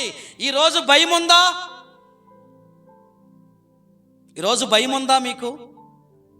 మనందరికీ భయం ఉందండి? భయము లేదు, భయము లేదు. భక్తి లేని జీవితాలు మనవి. అదే భయము నీకు నాకు ఉంటే ఈ పరిశుద్ధమైన దినాన్ని చాలా పరిశుద్ధంగా జరిగిస్తాం మనం. ఈ పరిశుద్ధమైన దినాన్న నువ్వు దేవుని సన్నిధిలో ఎలా ఉండాలో కూడా ప్రసంగి గ్రంథకర్త చెప్తున్నాడు బలంగా. నువ్వు దేవుని మందిరమునకు వెళ్ళినప్పుడు నీ ప్రవర్తన అంతటిని జాగ్రత్తగా చూసుకొనుము. నువ్వెక్కడ ఉన్నావంటే ఇంటి దగ్గర లేవు, నువ్వెక్కడ ఉన్నావంటే సినిమా థియేటర్లో లేవు, నువ్వెక్కడ ఉన్నావంటే ఆహ్లాదకరమైనటువంటి ప్రదేశంలో నువ్వు లేవు. దేవుడు నిలుచుండు స్థలములో, ఆయన ప్రసన్నత నిలుచుండు స్థలములో, ఆయన మహిమ మేఘము నిలబడే స్థలములో నువ్వు ఉన్నావు. అందుకు భయపడాలి, దేవునికే భయపడాలి, దేవుని వాక్యానికి లోబడాలి. అందుకనే ఇక్కడ అంటాడు కదా, ఆ దేశము మీద బ్రతుకు దినములన్నీ నాకు భయపడడం నేర్చుకోండి. నేర్చుకోవడానికే ఈ నిబంధన వాక్యములు ఇస్తున్నాను. తమ పిల్లలకు నేర్పించండి, వారికి నా మాటలను వినిపించండి. ఆయన నాతో చెప్పిన దినమును నేను మీకు అందరికీ తెలియజేస్తున్నా. చెప్పకపోతే నాది పొరపాటు అన్నాడు మోషే. చెప్పకపోతే నాది తప్పు. ఎందుకంటే దీవెన వచనము, ఇటు శాప వచనం ఉన్నాయి. ఈ దీవెన వచనము, దీవెన కావాలంటే నీ దేవుడైన యెహోవా వాక్యమును, నీ దేవుడైన యెహోవా మాట శ్రద్ధగా వినాలి. ఆమేన్, హల్లెలూయా. 28వ అధ్యాయంలో రాయబడిన మాటలన్నీ 28వ అధ్యాయంలో ఉంటాయి అన్నీ. ఇదిగో ఈ మాట ఎవడైతే వినడో, ఎవడైతే పక్కదారిని పడతాడో, ఎవడైతే పెడచెవిని పెడతాడో, వాక్యాన్ని విస్మరిస్తాడో, వాక్యాన్ని దూరం పెడతాడో, ఇందులో ఉన్న శాపములన్నీ మీ మీదకు వచ్చును అన్నాడు ఆయన. దీవెన రావాలి అంటే దేవునికి భయపడాలి. దీవెన రావాలి అంటే దేవుని వాక్యానికి లోబడాలి. దీవెన రావాలి అంటే దేవుని సన్నిధిలో తగ్గింపు కలిగి బ్రతకాలి. ఆమేన్. తర్వాత ఏమన్నాడు చూద్దాం. తర్వాత ఏమన్నాడు? 6వ అధ్యాయంలోకి రామ్మా. అలాగే 6వ అధ్యాయంలోకి రా. 6వ అధ్యాయంలోకి వచ్చి 6-7 వచనాలు చూడమ్మా.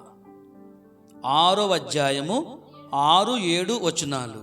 నేడు నేను నీకు ఆజ్ఞాపించు మాటలు నీ హృదయంలో ఉంచుకోవాలి, నీవు నీ కుమారులకు వాటిని అభ్యసింపచేసి నీ ఇంట కూర్చున్నప్పుడు, త్రోవ నడిచినప్పుడు, పండుకొనినప్పుడు, లేచినప్పుడు వాటిని గురించి మాట్లాడాలి. సూచనగా వాటిని చేతికి కట్టుకోవాలి. అవి నీ కన్నులకు నడుమ బాసికము వలె ఉండవలెను. నీ ఇంటి ద్వార బంధముల మీద, నీ గౌనుల మీద వాటిని రాయాలి. ఏంటని రాయాల్సింది?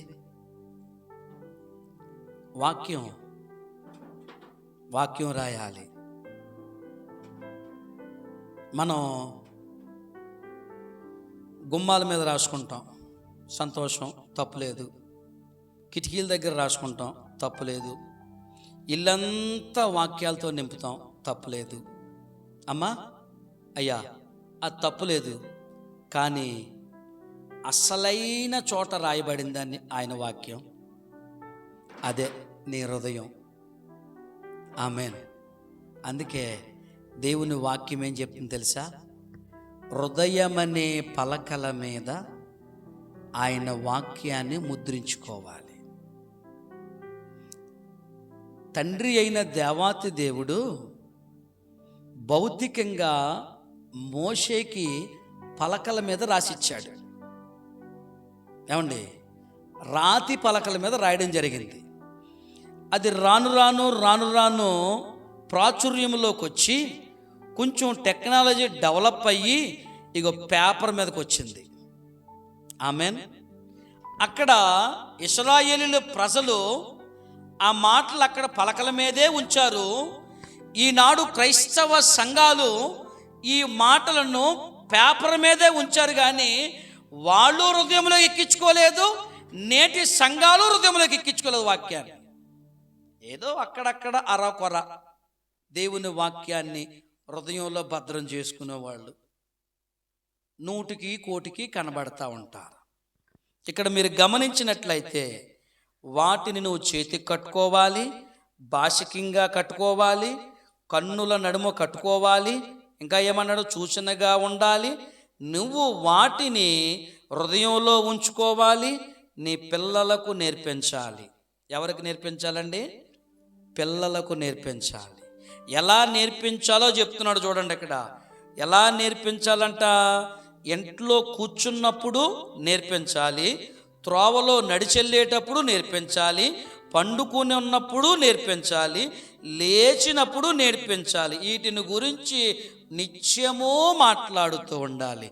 నిత్యము దేవునిని స్మరించాలి. ఆమేన్. హల్లెలూయా. పాడేస్తాం పాట, చక్కని స్వరాలెత్తి పాడేస్తాం. నిరంతరం నీతోనే జీవించాలని ఆశనన్నిల బ్రతికించుచున్నది. నిరంతరం నీతో బ్రతకాలని ఆశ ఉంది. ఆశ ఎలా ఉంది? ఆశగానే మిగిలిపోయింది. నీ రూపమునే కోల్పోయినా నీ రక్తముతో కడిగితివి. చాలా అర్థం ఉంది అందులో. నీ రూపాన్ని ఏదేను తోటలో కోల్పోయాను, కుమారుడైనటువంటి అద్వితీయుని రక్తము ద్వారా నీ రూపములోనికి వచ్చాను.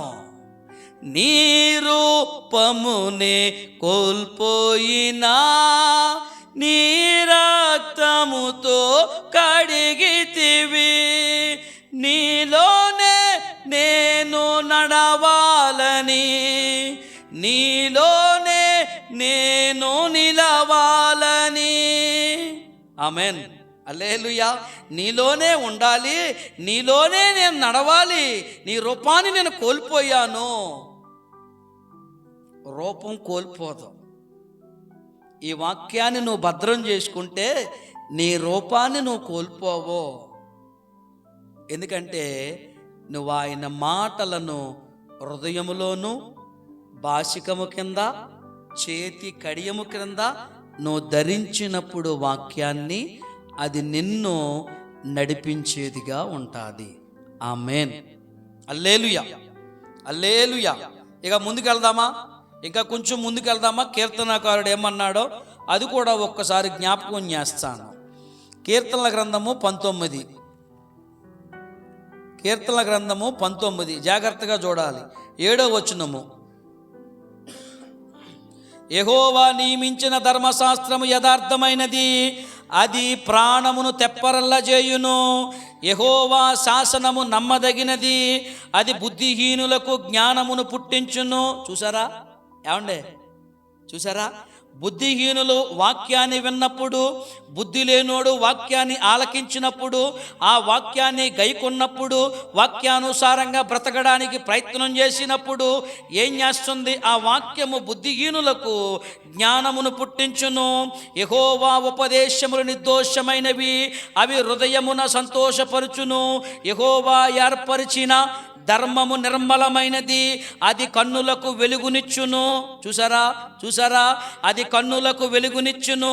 ఎందుకంటే వాక్యాన్ని గ్రహించలేనోడు, వాక్యాన్ని అర్థం చేసుకోలేనోడు, వాక్యం మీద మనసు లగ్నం చేయనోడు కన్నులు ముయ్యబడతాయి, ముయ్యబడతాయి.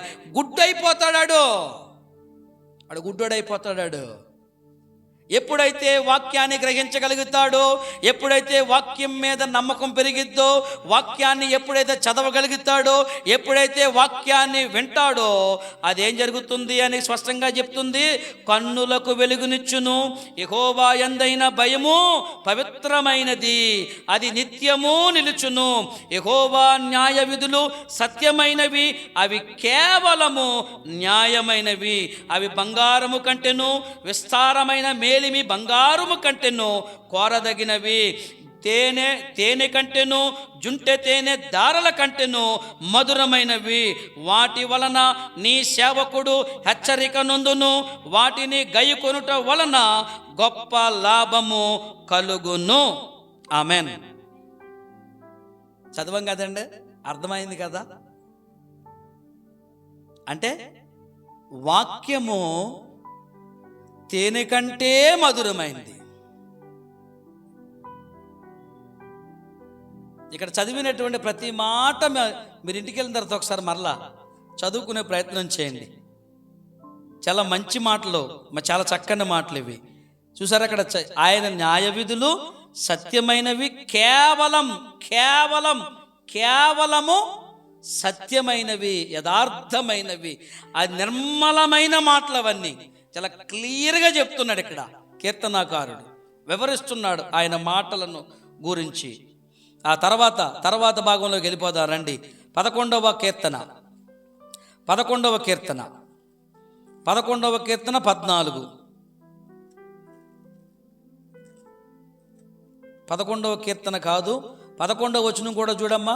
34వ కీర్తన, క్షమించండి, 34వ కీర్తన 11.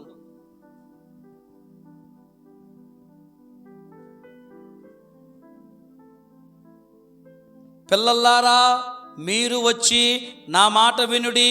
యెహోవా యందులి భయభక్తులు మీకు నేర్పెదను.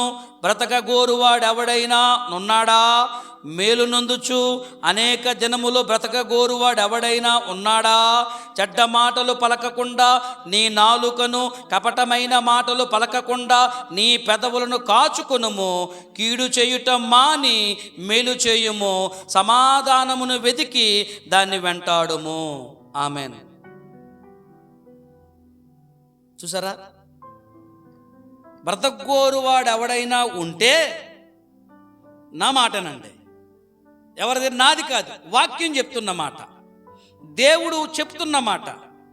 ఆ మాట విని గైకొని బ్రతికితే బ్రతకగోరువానికి ఆయన మేలు తప్పక చేస్తాడు.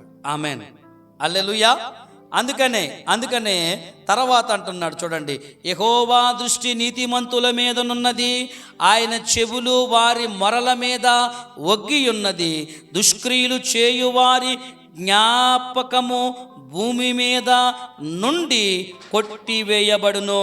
యెహోవా సన్నిధి వారికి విరోధంగా ఉంది. ఏంటే ఎలా ఉందంటే ఎవరికే? వాక్యం విన్నోడికి, వాక్యం అర్థం చేసుకున్నోడికి, ఆ వాక్యంలో నిలబడినోడికి దేవుని సన్నిధి విరోధం అయిపోద్ది. ఏమండి? అలాగే కదండి, దేవుని సన్నిధిలోనికి అన్యాగ్నితో వచ్చారు. అన్యాగ్నితో వస్తే సహిస్తాడు ఆయన? ఈడు మనోడే, ఈడు మనోడు కొడుకే, ఈ మనోడు పిల్లోడీడు అనేసి వదిలేశాడు దేవుడు? దేవుని సన్నిధి నుండి అగ్ని బయలుదేరి వారిని అగ్ని దహించి వేసిన. ఆమేన్, హల్లెలూయా. దేవుని వాక్యాన్ని గైకొని దేవుని వాక్యానుసారంగా బ్రతికితే, ఆయనకు భయపడితే, ఆయన వాక్యానికి మనము మనసు లగ్నం పెడితే ఆయన ఏం చేస్తాడంటే మనకు తోడై ఉంటాడు. లేదా ఆయన సన్నిధిలో నుండి, ఆయన సన్నిధి వారికి విరోధంగా ఉంటుంది. ఇంకా ముందుకు వెళదామా? రండి, 2 తిమోతి పత్రిక 3వ తిమోతి పత్రిక 3వ అధ్యాయము. 2 తిమోతి పత్రిక 3వ అధ్యాయము 15వ వచనం కాడి నుంచి చూద్దాం. 14, 15, 16, 17 చదవండి. క్రీస్తు యేసు నందుంచాల్సిన విశ్వాసము ద్వారా రక్షణార్థమైన జ్ఞానము మీకు కలిగించుటకు శక్తిగల పరిశుద్ధ లేఖనములను, జాగ్రత్తగా వినాలి, శక్తిగల జ్ఞానము నీకు కలిగించుటకు శక్తిగల పరిశుద్ధ లేఖనములను బాల్యము నుండి నీవు వెరుగుదువు గనుక, నీవు నేర్చుకుని రూఢిగా తెలుసుకున్నవి ఎవరి వలన నేర్చుకొంటివో ఆ సంగతి తెలుసుకొని వాటి యందు నిలకడగా ఉండుము. దైవజనుడు సన్నద్ధుడై ప్రతి సత్కార్యమునకు పూర్ణముగా సిద్ధపడి ఉండునట్లు దైవావేశము వలన కలిగిన ప్రతి లేఖనమును ఉపదేశించుటకును, ఖండించుటకును, తప్పు దిద్దుటకును, నీతియందు శిక్ష చేయుటకును ప్రయోజనకరమై ఉన్నాయి. ఆమెన్.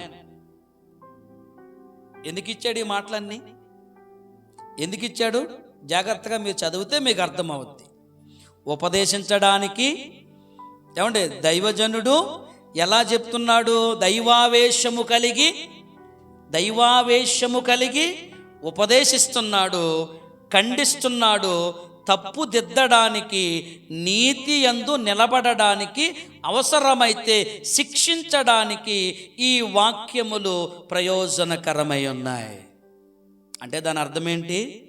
ఖండించాలి, హెచ్చరించాలి, గద్దించాలి, బుద్ధి చెప్పాలి. ఆమెన్, హల్లెలూయా. మీరు ఆలస్యంగా వస్తున్నారని నేను ఎప్పటి నుంచి ఖండిస్తున్నాను, ఎప్పటి నుంచి గద్దిస్తున్నాను మిమ్మల్ని? ఆ గద్దింపుకు లోబడుతున్నారా? ఖండించినప్పుడు మాట వింటున్నారా? దైవజనుడికి ఏం చెప్తున్నాడు ఇక్కడ?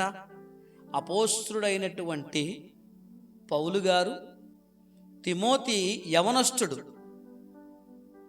ఆ యవనస్తుడైనటువంటి సేవకుడితో చెప్పేటటువంటి సంగతి ఏంటంటే, అయ్యా ఇదిగో ప్రతి సత్కారమునకు నువ్వు సన్నద్ధుడివై ఉండాలి.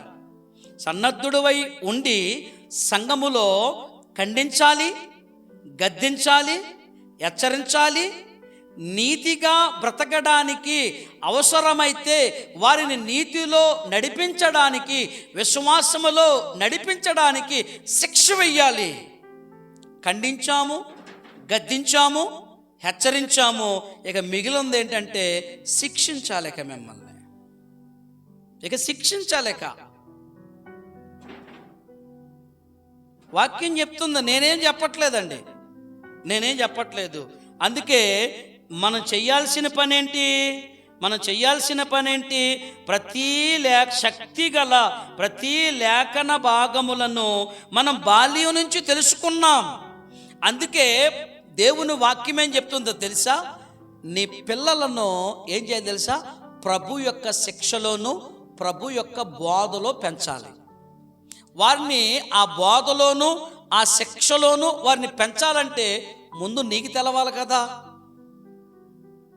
నువ్వే శుక్రవారం ఆబ్సెంట్ అయిపోతావు, ఆదివారం ఆబ్సెంట్ అయిపోతావు, ఇక నీకు జ్ఞానం ఏమొస్తుంది నీకు? అలా రేపటి నుంచి ఆబ్సెంట్ అయిన ప్రతిసారి శుక్రవారం మానేస్తే ఆ వారంలో మీ పిల్లలు స్కూల్ పంపకండి ఒకరోజు. ఆదివారం మానేస్తే ఒకరోజు స్కూల్ పంపడం, కాలేజీకి పంపడం మానేయండి. బాగుంటుంది. అప్పుడు ఆడు పాస్ అవుతాడా? ఆడు మెరిట్ స్టూడెంట్ అవుతాడా? విశ్వాసంలో నీకు మెరిట్ వద్దా? ఆధ్యాత్మికమైన జీవితంలో నీకు మెరిట్ వద్దా? పరలోక రాజ్యాన్ని, నిత్య జీవమునకు నువ్వు వెళ్ళాలని నీకు ఆశ లేదా? ఆశ ఉంటే అత్యాసక్తితో దైవభక్తి ఆరాధన చేయి.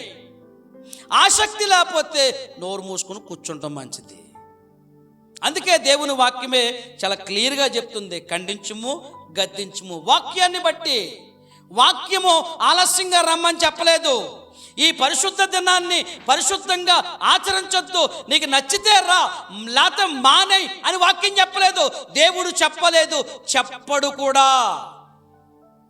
నీకు వాక్యం తెలుసు, వాక్యాన్ని ఇతరులకు చెప్పుతున్నావు, నేర్పిస్తున్నావు. నీ జీవితంలో ఎంతో సుదీర్ఘమైన సాక్ష్యాలు ఉన్నాయి. నువ్వు ఆలస్యం చేస్తున్నావు. అది నీకు ఎంతవరకు కరెక్ట్? అది నీకు భావ్యమా? అదేమన్నా గొప్పతనమా? అదేమన్నా నీకేమన్నా కలిసి వస్తుందా? తప్పది. దేవునికి విరోధంగా తయారవుతున్నట్లే. అందుకే దేవుని సన్నిధి నీకు విరోధం అవుతుంది అని వాక్యం చెప్తుంది కీర్తన గ్రంథములో. ఈ నిబంధన వాక్యములను నీవు వినాలి, నువ్వు నేర్చుకోవాలి, అవి నీ పిల్లలకు నేర్పించాలి. బాలుడు నడవవలసిన త్రోవను వానికి నేర్పుము, వాడు పెరిగి పెద్దవాడైనప్పుడు దాని నుండి తొలగిపోడు. వాడికి నేర్పాలంటే నీ దగ్గర సరుకు ఉండాలిగా. నీ దగ్గర సరుకేది? అందుకే ఇలాంటి సందర్భములో నాకు ఒక ఉదాహరణ గుర్తొస్తూ ఉంది. ఒక చక్కని ఉదాహరణ ఏంటో తెలుసా? పీత నడుస్తూ ఉంది. పిల్ల పీతతో అంటుంది తల్లి పీత, ఏయ్ వంకరగా నడుస్తున్నావేంటే? ఏయ్ వంకర టెంకరగా వేస్తున్నావేంటి? అడుగులో తిన్నగా నడు. అమ్మ నాకు రావట్లేదే, అమ్మ నాకు రావట్లేదే, తండ్రి నాకు రావట్లేదు నాయన, ఇప్పుడు నేను ఎలా నడవాలో ఓసారి చూపించు. ఆ తల్లి పీత కూడా అలా వంకర టెంకరగానే నడుస్తుంది.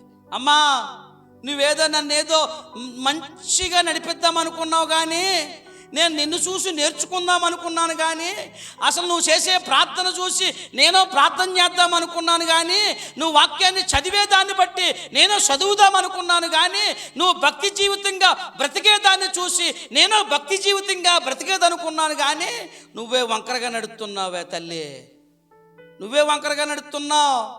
నువ్వు వంకరగా నడవడం మానేసి అప్పుడు నువ్వు నాకు నేర్పించు.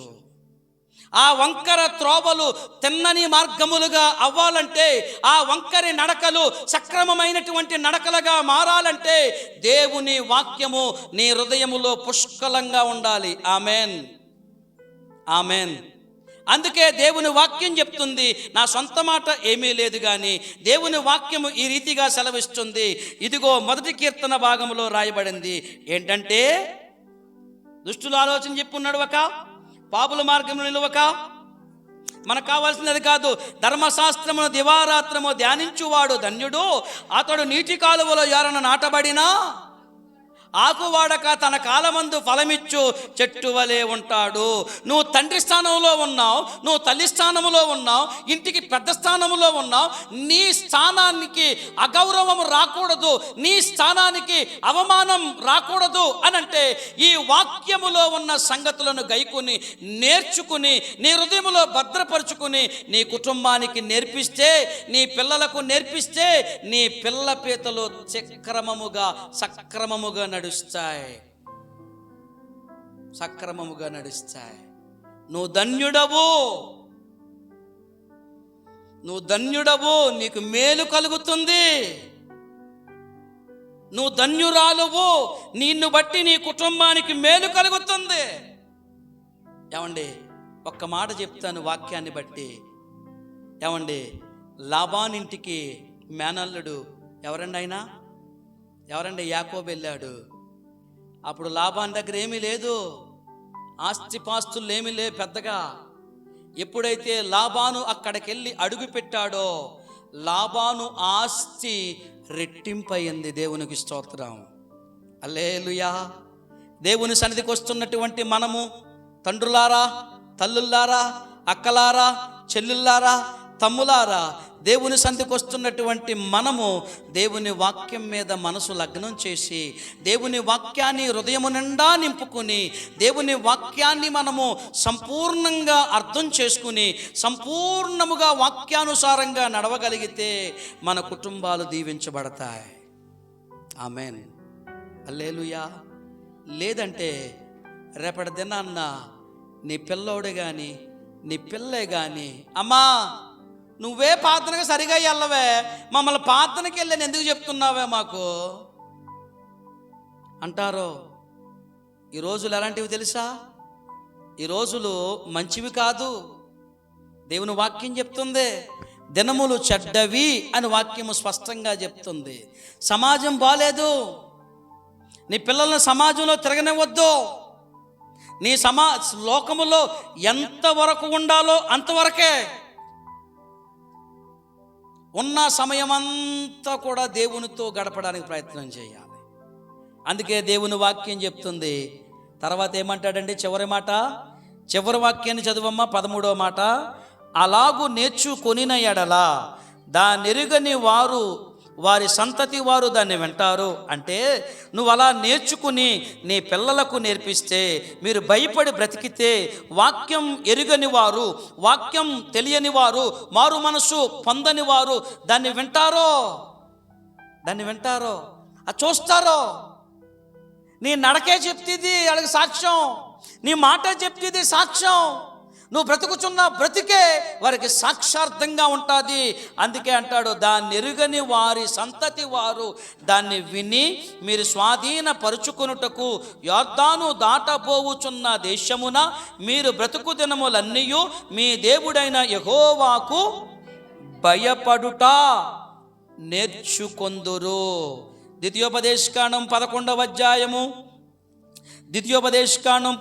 అధ్యాయము 2వ వచనాన్ని చూద్దాము రండి. నీ దేవుడైన యెహోవా చేసిన శిక్షను, ఆయన మహిమను, ఆయన బాహుబలమును, ఆయన చాపిన చేతిని ఐగుప్తీ రాజైన ఫరోకు అతని సమస్త దేశమునకు ఆయన చేసిన సూచన క్రియలను, కార్యములు. ఆయన బాహుబలము కలిగిన వాడు. ఆయనకు భయపడాలి. ఆయన దీవించేవాడు, ఆయనకు భయపడాలి. ఆయన ఎన్నో దీవెనలిచ్చేవాడు, ఎన్నో ఈవులనిచ్చేవాడు, మనకు కావలసిందంతా ఇచ్చేవాడు. ఆ ఇచ్చే దేవునికి కృతజ్ఞత కలిగి భయపడి ఆయన వాక్యానికి లోబడాలి. అందుకే కీర్తనాకారుడు 78లో అంటాడు, కీర్తనాకారుడు 78 4, 8 వచనాలు చూద్దాం రండి. 78వ కీర్తనలు అంటున్నాడు, చాలా అద్భుతమైన మాటలు ఉన్నాయి. 78వ కీర్తన 4 నుంచి 8 వచనాలు చూడండి ఒకసారి. యెహోవా స్తోత్రార్హ క్రియలను, ఆయన బలమును, ఆయన చేసిన ఆశ్చర్య కార్యములను దాచకుండా వాటిని వారి పిల్లలకు మేము చెప్పుదుము. రాగల తరములలో పుట్టబోవు పిల్లలు దాన్ని ఎరుగునట్లును, దాన్ని తెలుసుకునేటట్లుగా వారు లేచి తమ పిల్లలకు దాన్ని వివరించునట్లును వీరును దేవుని యందు నిరీక్షణ గలవారై దేవుని క్రియలను మరువక యుండి యథార్థ హృదయులు కాక దేవుని విషయమై స్థిర మనసు లేనివారై తమ పితరుల వలె తిరగబడకయు మూర్ఖతయు తిరుగుబాటు గల ఆ తరము పోలి ఉండకయు వారు ఆయన ఆజ్ఞలు గైకొనున్నట్లు ఆయన యాకోబు సంతతి శాసనములు నియమించెను. ఇశ్రాయేలు సంతతికి ధర్మశాస్త్రం అనుగ్రహించెను. ఆమేన్. హల్లెలూయా. వాళ్ళందరికీ ఆ రోజు ధర్మశాస్త్రమే. ఈరోజు మనకి ఎన్ని అవకాశాలు తెలుసా, ఎన్ని ఛాన్సులు ఉన్నాయి తెలుసా మనకి. మనకు వాక్యం ఉంది. ఏమండి, మన కోసమేమో ప్రభు వచ్చాడు, మన పాపాలను ప్రాయశ్చిత్తం చేశాడు, మనకు రక్షణ ఇచ్చాడు.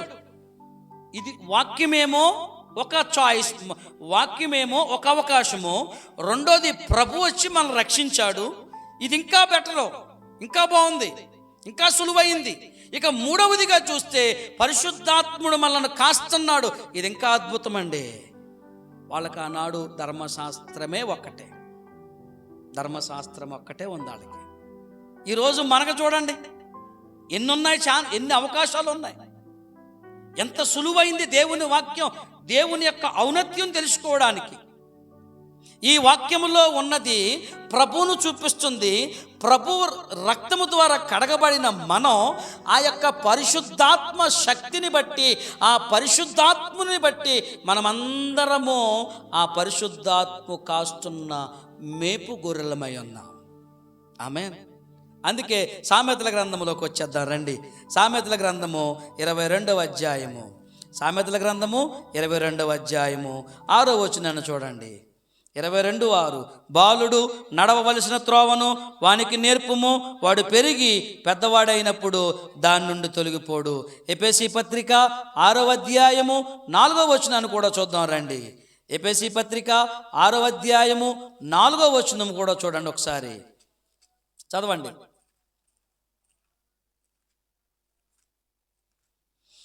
6వ అధ్యాయము 4వ వచనము, తండ్రులారా మీ పిల్లలకు కోపము రేపక ప్రభు యొక్క శిక్షలోను బోధలోను పెంచండి. ఆమేన్. చాలమ్మా. తండ్రులారా మీ పిల్లల కోపం కాదు రేపాల్సింది, ప్రభు యొక్క శిక్షలో పెంచాలి. ప్రభు యొక్క శిక్షలో పెంచాలంటే దేవుని సంధికి రావాలి, దేవుని సముఖములోకి రావాలి. దేవుని సముఖములోకి వచ్చి ఆయన బలిపీఠం ఎదుట నిలువబడి, అయ్యా నీ సన్నిధిలోనికి నేను నా కుటుంబం వచ్చాం. అయ్యా మేము బలహీనలం, మమ్మల్ని బలపరచండి. అయ్యా నీ వాక్యములో ఉన్న సత్యం మాకు తెలియదు, మేము తెలుసుకుంది కొంచెమే, మాకు ఇంకా నేర్పించండి. లోతైన అనుభవంలోకి నడిపించండి, లోతైన ఆత్మీయతలోకి నడిపించండి, ఇంకా మమ్మల్ని సర్వసత్యంలోకి నడిపించండి. మేము చీకట్లోకి వెళ్ళకూడదు, ఎన్నడూ చీకట్లోకి వెళ్ళకూడదు. మేము వెలుగులోనే ఉండేటట్లుగా నీ బలిపీఠం దగ్గరికి మేము వచ్చాం ఆయన. ఆమేన్. హల్లెలూయా. అయితే మనము గమనించాల్సింది, మనకు చెప్పుచున్న మాట, మనము వాక్యాన్ని వినాలి, వాక్యాన్ని విని నేర్చుకోవాలి. వింటే సరిపోదు, నేర్చుకోవాలి, సాధన చెయ్యాలి, ప్రాక్టీస్ చేస్తూ ఉండాలి. ప్రతిదినం వాక్యాన్ని నేర్చుకుంటూ ఉండాలి. తెలియని వారికి చెప్పాలి, తెలియని వారికి చెప్తూ దేవునికి భయపడి బ్రతకాలి. అందుకే దేవుని వాక్యం మనకెంతగానో ఉపయోగపడుతుంది. దేవునికి ఎందుకు భయపడి బ్రతకాలి అనంటే, ఇటు శాపమును ఇటు దీవెన ఉంచాడు, ఇటు నిత్య జీవం ఉంచాడు, నిత్య నరకం ఉంచాడు. ఇందులో మనం చూజ్ చేసుకోవడంలో, మనం పట్టుకోవడంలో, మనం ఎన్నుకోవడంలో సరైన ఎంపిక సరైనదిగా ఉండాలి. అందుకనే ప్రభువు ఈ వాక్యమును బట్టి అంటున్నాడు, మీ సిలువను ఎత్తుకుని నన్ను వెంబడించండి అన్నాడు. అంతే. నన్ను వెంబడింపగోరు వాడెవడైనా ఉన్నాడా? ఉంటే ఒక మాట, మీ సిలువను ఎత్తుకుని నన్ను వెంబడించండి, అంతే. ఆ సిలువను ఎత్తుకోవడం అనేది చాలా కష్టతరమైంది,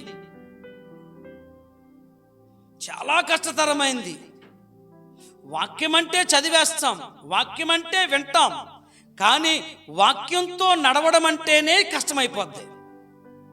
వాక్యంతో సహవాసం చేయడం అంటేనే కష్టం. ఆ పరిస్థితులను మనము అధిగమించాలి, దాటి రావాలి. 1-2 అడుగులు దాటి ముందుకేసి ఆ ప్రభువును చూస్తే శిష్యులు విస్తారమైన చేపలను చూశారు. ఒక్క అడుగు ముందుకేసి ఆయన వైపు చూస్తే పేతురు మునిగిపోకుండా నీటి మీదే ఉన్నాడు.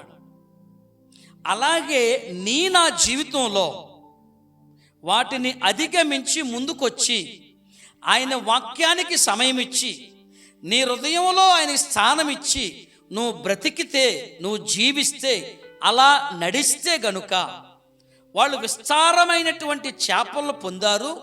నువ్వు విస్తారమైన దీవెనలు పొందుకుంటావు. అలాగే నీళ్ల మీద నిలబడ్డాడు అని వాక్యం చూసాం అన్న సందర్భాన్ని గుర్తు చేశాను. అలాగే నీవు ఆయన వైపు చూస్తూ ఉంటే గనక ఈ లోకములో నీకెదురొచ్చే శ్రమలలో నువ్వు పడిపోవు, నువ్వు నిబ్బరమైన మనసు కలిగి నిలబడతావు. ఆమేన్, హల్లెలూయా. ఒకవేళ ప్రభువును కాకుండా లోకాన్ని చూసావా, ఒకవేళ ప్రభువును కాకుండా వాక్యాన్ని దాటి పక్కకెళ్ళావా, ఆ వాక్యమును దాటి నువ్వు పక్కకెళ్ళావంటే, వాక్యాన్ని పెడచెవిని పెట్టావంటే పేతురు మునిగిపోయాడు. పేతురు మునిగిపోయాడు, వాక్యం చెప్తుంది. అందుకే ఆ దాటి వెళ్ళకుండా ఆ వాక్యపు పరిధిలోనే ఉండి ఆయన చూస్తే ఆయన్ను నన్ను తలెత్తువాడిగా చేస్తాడు. ఆమేన్, హల్లెలూయా. అందుకే వాక్యము మన కొరకు దాచిపెట్టబడింది. ఈరోజు నీ చేతుల్లో ఉంది, నా చేతుల్లో ఉంది. యావత్తు ప్రపంచానికి ఆయన వాక్కు వెల్లడి చేయబరచబడుతుంది. ఇక్కడ యావత్తు ప్రపంచానికి ఆయన వాక్కులు వినిపిస్తున్నాయి. యావత్తు ప్రపంచానికి ఆయన మాటలు వినబడుతున్నాయి. యావత్తు ప్రపంచానికి ఆయన సంగతులు వివరించబడుతున్నాయి. అందుకే యేసయ్య మాట అంటాడు, నా గొర్రెలు నా స్వరము వింటాయి. మనము ఆయన గొర్రెలమేనా? ఆయన మోపే గొర్రెలమేనా? అది నీ తీర్మానం. అది శాపవచనము, దీవెన వచనము. ఆయన మేపే గొర్రెగా నువ్వు ఉన్నావా? ఆయన పరిధిలో ఉన్నావా? ఆయన కాడి క్రింద ఉన్నావా? ఆయన రెక్కల క్రింద ఉన్నావా? ఆయన బలిపీఠం దగ్గర ఉన్నావా? అది నీ తీర్మానం. అది నీ తీర్మానం. ప్రార్థన చేద్దాం. అందరూ కూడా తల్ల వంచి ప్రార్థనలో ఏకీభవిద్దాం. పరిశుద్ధుడైన తండ్రి, నీకు స్తోత్రాలయ్యా. జీవాధిపతి అయిన దేవా, నీకు స్తోత్రాలు. ఆశ్చర్యకరుడా, నీకు స్తోత్రాలు. ఆలోచనకర్త, నీకు స్తోత్రాలు. నువ్వు నిత్యుడగు తండ్రివి నాయన, నువ్వు సమాధానకర్తవు నాయన, నువ్వు అద్వితీయుడవు నాయన, నువ్వు అద్వితీయుడవు. ఆరాధనకు యోగ్యుడవు నాయన, నువ్వు ఆరాధనకు యోగ్యుడవు నాయన. నువ్వు గొప్ప శక్తిమంతుడవు నాయన, నువ్వు బాహుబలము కలిగిన వాడవు. నువ్వు బాహుబలము కలిగిన వాడవు. నీ బాహుబలము ఎట్టిదో, నీ శక్తి ఎట్టిదో, నీ బలము ఎట్టిదో ఇశ్రాయేలీలు ఆనాడు చూశారు. మా జీవితంలో నువ్వు చేసిన కార్యాలను బట్టి నువ్వెంత శక్తిమంతుడవో మేము కూడా నిన్ను చూసామయ్యా. అందుకే నీకే స్తోత్రం చెప్తున్నాం. నీకు ఆశ్చర్యకరుడా స్తోత్రం, ఆలోచనకర్త స్తోత్రం. ఆశ్చర్యకరుడా స్తోత్రం, ఆలోచనకర్త స్తోత్రం. బలమైన దేవా, నిత్యుడగు తండ్రి, సమాధానాధిపతి స్తోత్రం. బలమైన దేవా, నిత్యుడగు తండ్రి, సమాధాన అధిపతి స్తోత్రం. హల్లెలూయా, హల్లెలూయా, హల్లెలూయా, ఆమేన్. ఆమేన్ అనువాడ స్తోత్రం. అల్ఫా ఒమేగా స్తోత్రం. ఆమేన్ అనువాడ స్తోత్రం. అల్ఫా ఒమేగా స్తోత్రం. అగ్ని జ్వాలల వంటి కన్నులు గలవాడా, అత్యున్నతుడా స్తోత్రం.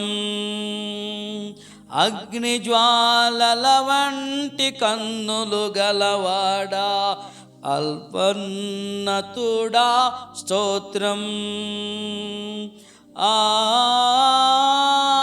హల్లెలూయా, హల్లెలూయా, ఆమేన్. అత్యున్నత సింహాసనముపై ఆసీనుడవైయున్న దేవా, అత్యంత ప్రేమా స్వరూపివి నీవే, ఆరాధింతును నిన్నే. అత్యంత ప్రేమా స్వరూపివి నీవే, ఆరాధింతును నిన్నే. హల్లెలూయా, హల్లెలూయా, హల్లెలూయా, ఆమేన్. పరిశుద్ధుడైన తండ్రి నీకు స్తోత్రాలు. ఈ మధ్యాహ్న కాల సమయమందు నీ సముఖమందు కొద్ది మాటలు మేము విన్నాం. విన్న మాటలను మేము భద్రం చేసుకుని వాక్యానుసారంగా బ్రతికే భాగ్యం దయచేయండి.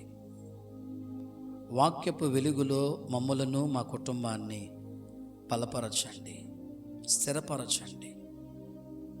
ఆ నిబంధన వాక్యములను, ఆ వడంబడిక వాక్యములను అయ్యా మాకు జీవాహారమై ఉన్న వాక్యాన్ని మా బిడ్డలకు నేర్పించేటట్లుగా, వారితో మేము కూర్చున్నప్పుడు, పండినప్పుడు, నడిచినప్పుడు తండ్రి ప్రతి సమయంలో నేర్పించే తల్లిదండ్రులుగా మమ్మల్ని బలపరచండి.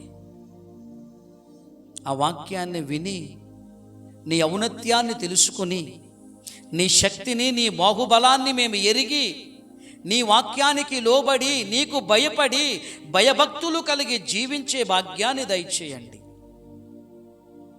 నీ వాక్యము సెలవిస్తూ ఉంది, యెహోవా యందు భయభక్తులు గలవాడు ఎలాగూ దీవింపబడును, ఆశీర్వదింపబడునని రాయబడింది.